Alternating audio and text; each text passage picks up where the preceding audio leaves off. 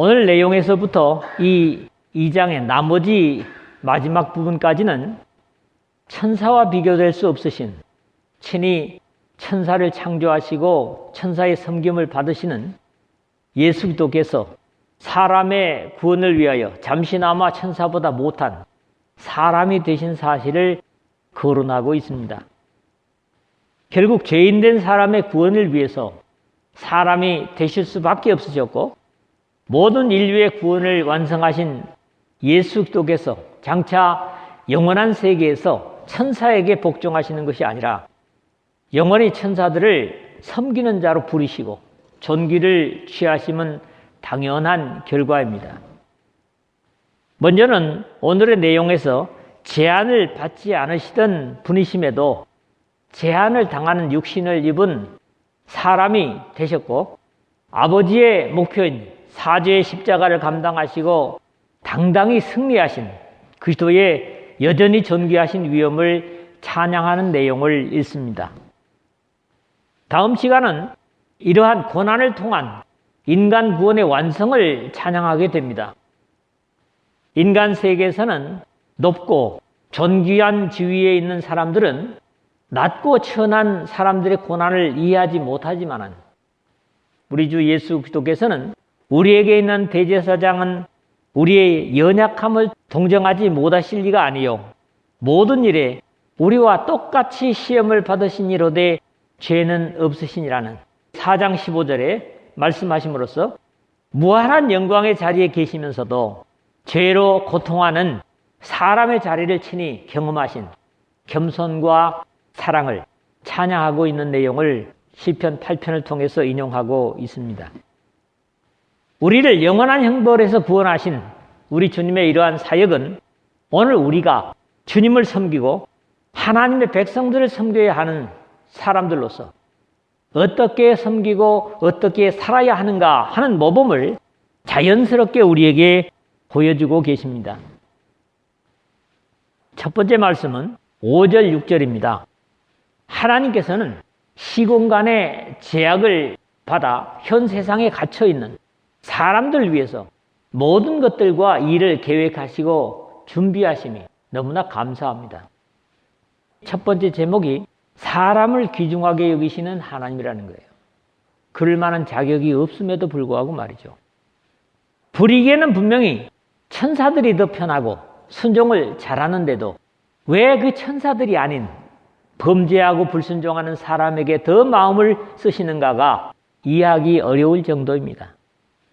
그런 이유에서 한결같은 감사는 인용되고 있는 사람이 무엇이기에 주께서 그를 생각하시며 인자가 무엇이기에 주께서 그를 돌보시나이까 라는 감사의 고백입니다. 그런 이유에서 한결같은 감사는 인용되고 있는데 사람이 무엇이기에 주께서 그를 생각하시며 인자가 무엇이기에 주께서 그를 돌보시나이까 시편 8편 4절의 감사의 고백입니다. 분명히 하나님께서 보실 때도 만물보다 거짓되고 심히 부패한 것은 마음이라 누가 능히 이를 알리오마는 예레미야 17장 9절에 사람을 말씀하고 있고 사람의 마음을 그 부패한 심령을 들여다보고 계셨는데 그럼에도 왜 굳이 마음을 쓰시는가 하는 겁니다. 사람에 대한 부정적인 평가는 성경의 도처에 도배되어 있다고 봅니다. 기록된 바 의인은 없나니 하나도 없으며 깨닫는 자도 없고 하나님을 찾는 자도 없고 다 치우쳐 함께 무익하게 되고 선을 행하는 자는 없나니 하나도 없도다.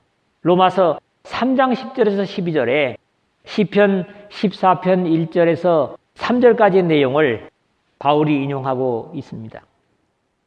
그런 사람들은 물론 또 제 자신을 봐도 마음 쓰실 만한 가치가 없는 존재임에도 이 우주를 운행하심이 모두 사람을 중심에 두고 있다는 사실이 너무나 감사하지 않습니까?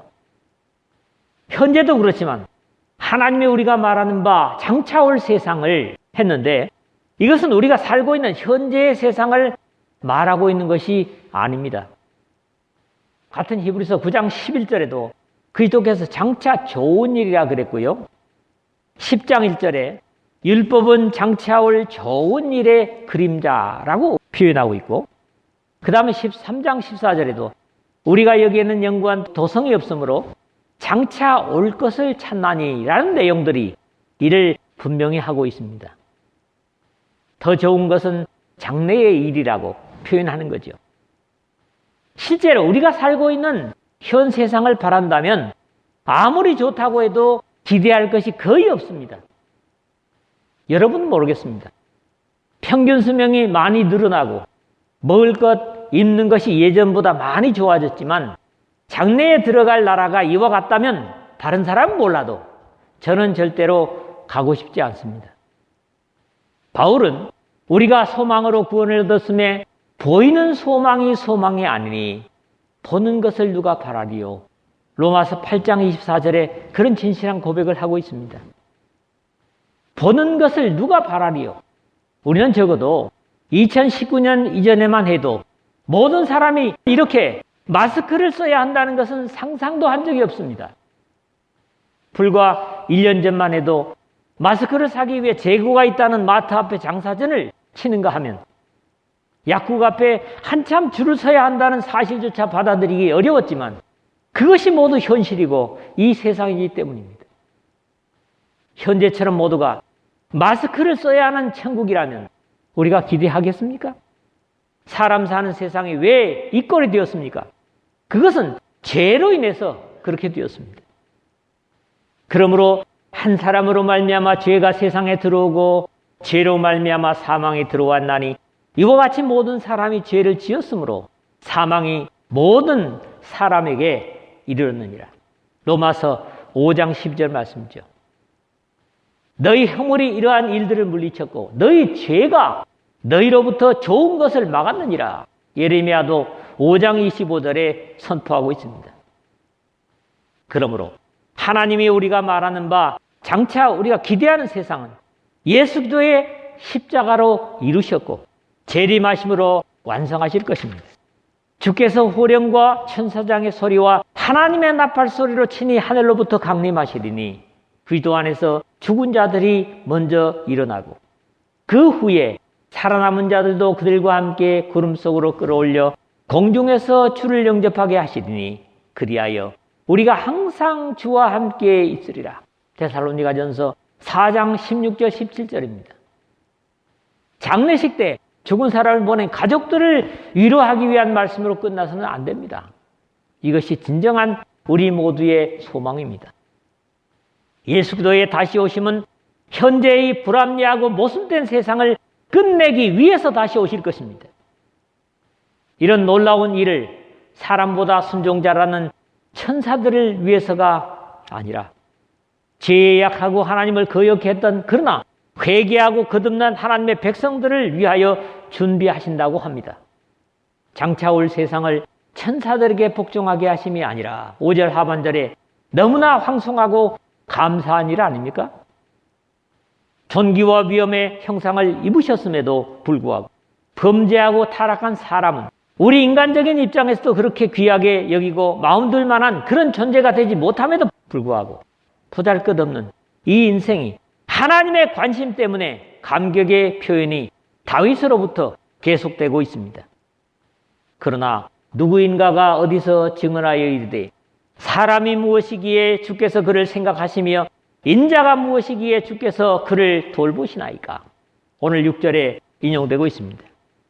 이 말씀은 모든 피조물의 으뜸으로 사람을 지으시고 관심 가지시는 하나님의 사랑에 대한 감격을 그대로 고백하고 있습니다.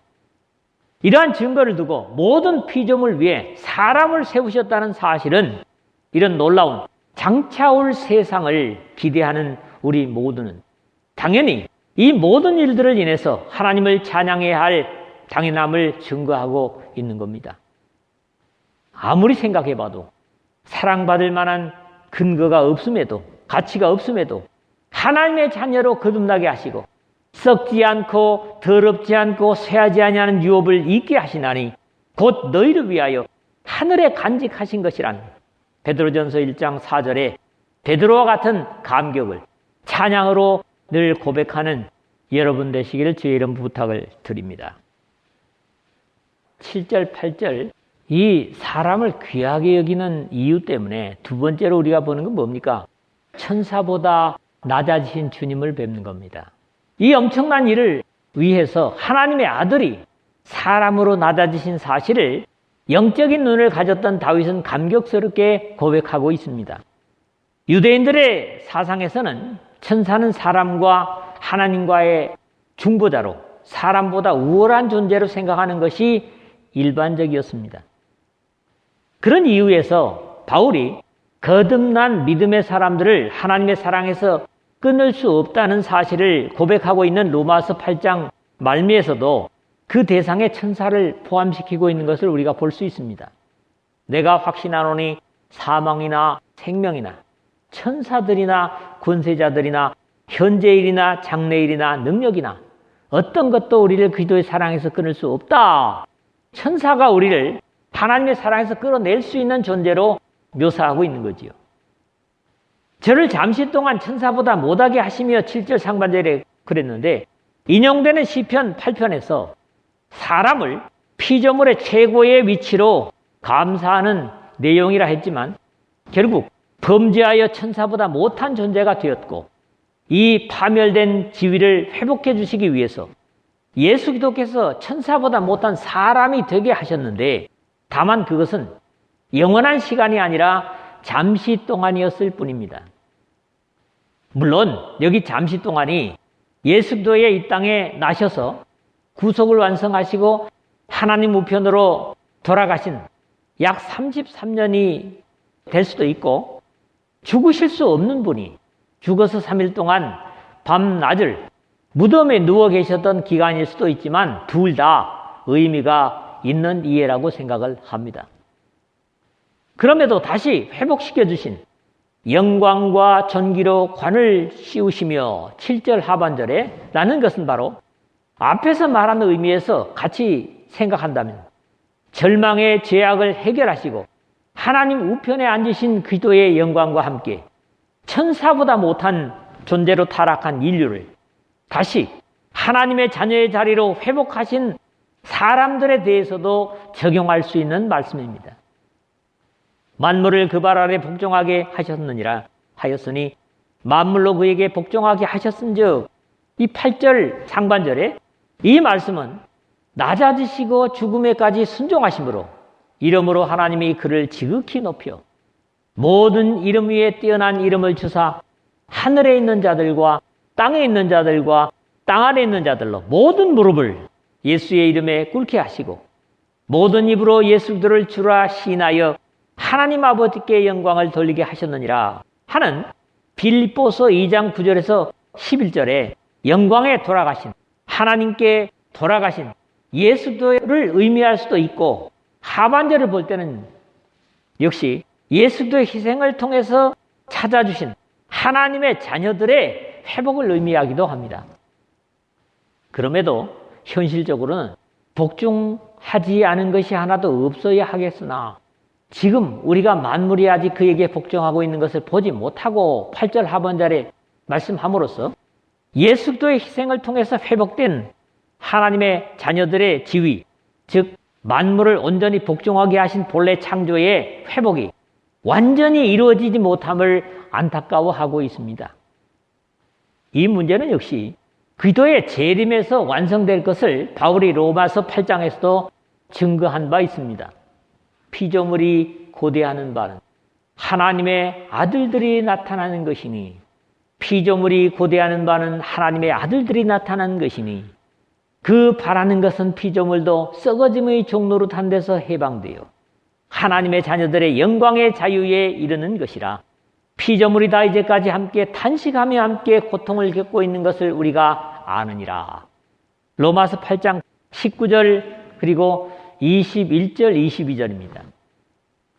죽으실 수 없는 예수 그리스도께서 사람이 되셔서 십자가에 우리 죄를 대신하여 죽으시고 이를 믿는 자마다 본래의 영광의 자리에 회복시켜 주셨지만 복종하지 않은 것이 하나도 없어야 하겠으나 지금 우리가 만물이 아직 그에게 복종하고 있는 것을 보지 못하고 8절 하반절에 라는 안타까움이 채워질 영광의 약속을 기다리고 있는 것입니다. 우리가 하나님의 자녀가 되었음에도 불구하고 이 세상을 공포와 죽음으로 몰아넣고 있는 이 코로나19도 중단될 것을 명령하지 못하는 초라함 속에 있습니다. 분명히 바이러스를 향해서도, 병을 향해서도, 고통을 향해서도 명령할 수 있어야 되는데, 환자들, 치료될 수 없는 환자들까지도 명령하시고 질병까지도 예수께서 육신으로 계실 때처럼 명령하시면 치료가 되어야 하는데, 우리의 권세가 오늘 현실 속에서는 유효하지 못함을 보는 겁니다. 이러한 안타까움도 역시 예수 그리스도로 이루신 구원을 믿음으로 죄를 해결받고 죄와 상관없는 하나님의 자녀로 회복된 자녀들은 영광의 왕으로 이 땅에 다시 오실 예수 그리스도를 기다리고 사모하는 것은 너무나 당연한 기대요 소망입니다. 그때야 우리의 구원이 완전히 이루어지고 모든 피조물들을 향해서 우리에게 주신 권세를 회복할 것이기 때문입니다. 그때가 되어야 영적인 세계와 이 보이는 세상의 완전한 회복이 이루어져서 처음 범죄 이전에 에덴에서처럼 만물이 죄를 벗고 회복된 사람들에게 복종하게 될 것이기 때문입니다. 이런 입장에서 우리는 이미 사죄의 은혜로 하나님의 자녀로 회복되었지만 아직 육신을 입은 상태로 영육의 세계가 회복되는 것으로 지금 우리가 만물이 아직 그에게 복종하고 있는 것을 보지 못하고 8절 하반절에와 같이 아직인 것입니다. 아직.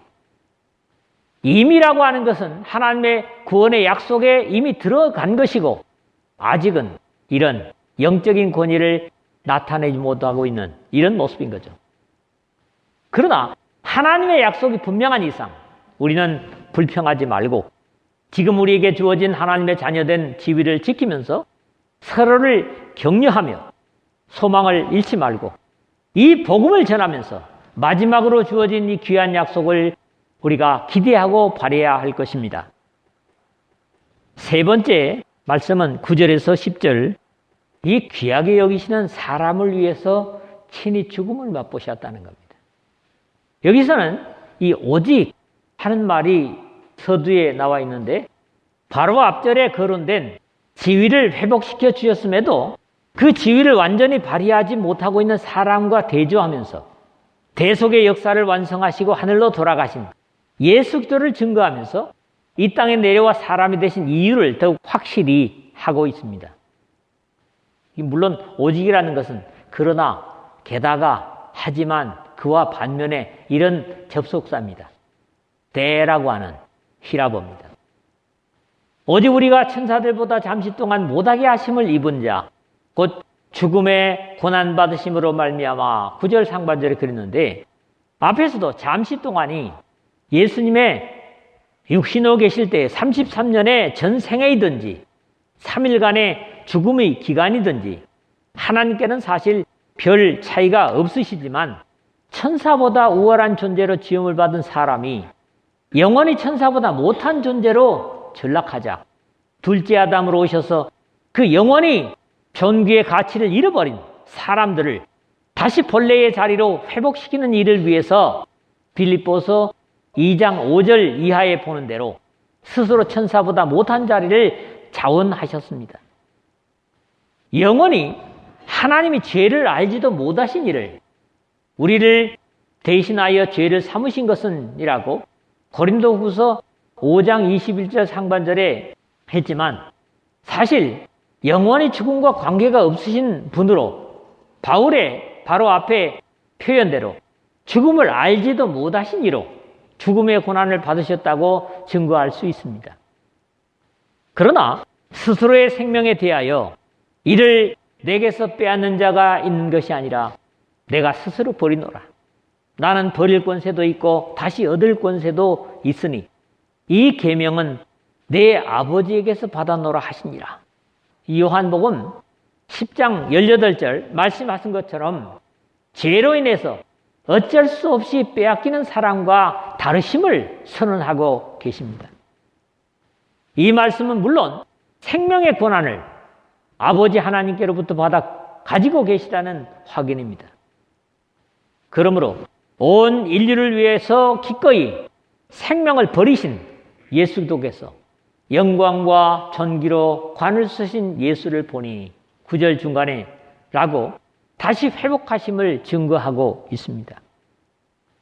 바로 앞에 8절 하반절에 우리가 만물이 아직 그에게 복종하고 있는 것을 보지 못하고 하는 것과는 반대로 여기서는 영광과 존귀로 관을 쓰신 예수를 보니 라는 내용에서 구속을 받았음에도 완벽하지 못한 사람과 대조적입니다.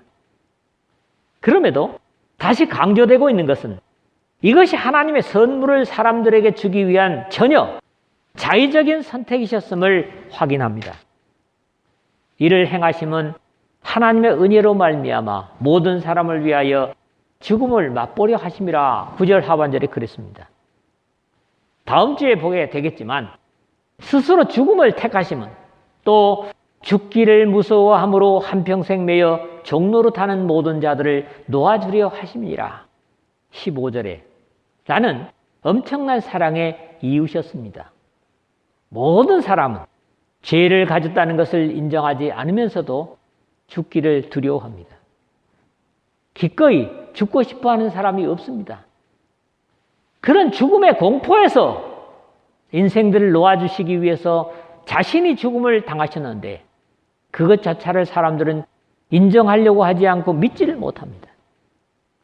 특히 이를 행하심은 하나님의 은혜로 말미암아라는 표현으로 볼 때 하나님의 놀라우신 선물의 전달이었음을 확인할 수 있습니다. 모든 사람을 위하여 죽음을 맛보려 하심이라는 표현 역시 모든 사람의 죄로 인한 참담한 형벌을 주님께서 친히 맛보신 것입니다. 이렇게 하심으로써 계속 죽음에 내던져지는 사람들에게 자신의 죽고 사심으로 영광을 얻으신 것을 보이심으로 이제는 죽음이 절망이 아님을 인생들에게 격려하시기 위한 의미도 담고 있는 사역이라고 확신합니다. 철저한 하나님의 중보자로서 하나님의 제사장직을 보이시는 것이기도 합니다. 이는 하나님의 일에 자비하고 진실한 대제사장이 되어 백성의 죄를 속량하려 하심이라. 역시 17절 다음 주에 하반절에 그렇게 기록을 하고 있고 우리가 믿는 도리의 사도이시며 대제사장이신 예수를 깊이 생각하라. 3장 1절 하반절에도 같은 말씀이고요. 그 다음에 4장 14절에서부터 10장 18절까지 예수님은 계속해서 대대로 바뀌는 제사장이 아니라 우리를 위한 영원한 제사장이라고 하는 구체적인 제사장으로서의 한 모습을 증거하는 것을 보게 됩니다. 이제 오늘 마지막 절은 다음 절에 연결되기도 하면서 이 모든 일을 주관하시는 하나님에 대하여 증거를 합니다. 그러므로 만물이 그를 위하고 또한 그로 말미암으니까 10절 상반절 그랬죠. 신약 성경에 비슷한 내용들은 바울뿐만 아니라 영성이 깊은 요한 사도도 그의 서신들에 들어 같은 사실을 증거하고 있습니다. 이는 만물이 주에게서 나오고 주로 말미암아 주께로 돌아감이라. 이 로마서 11장 36절이고 골로새서 1장 16절에도 비슷한 내용을 바울은 기록하고 있고 주께서 만물을 지으신지라 만물이 주의 뜻대로 있었고 또 지으심을 받았나이다. 4장 11절 하반절 계시록 4장 11절이죠. 그리고 계시록 1장 8절에도 같은 내용을 확인할 수가 있습니다. 하나님으로부터 창조된 만물은 당연히 하나님께로 돌아갈 것이라는 확인입니다. 이제 예수도의 구속사역의 결과를 다시 증거하고 있습니다. 많은 아들들을 이끌어 영광에 들어가게 하시는 일에 10절 중반절이거든요. 앞에서도 말한 바 있지만 우리가 하나님의 자녀가 되어 바라고 기대하는 것은 이 보이는 세상과 같이 사라질 영광이 아니라 최종적으로는 하나님의 영광에 들어가는 것입니다. 사람은 범죄 후 단지 보이는 세계 속에 소멸되어가는 피조물일 수밖에 없는, 과거 에덴에서의 생명이 아니라 육체가 되어버렸지만 죄를 해결하시고 하나님의 자녀로의 회복을 위해서 오신 주님을 믿고 순종한다면 하나님의 영원하심의 하나가 되어 영원한 영생에 들어가게 되는 겁니다.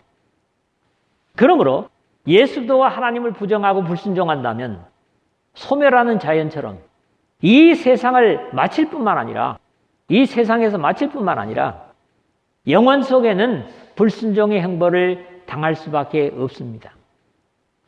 그들의 구원의 창시자를 고난을 통하여 온전하게 하심이 합당하도다 10절 하반절에 그랬는데, 앞에서 제가 이미 예수 그리스도는 새 생명의 창조자라는 표현을 한 바 있습니다.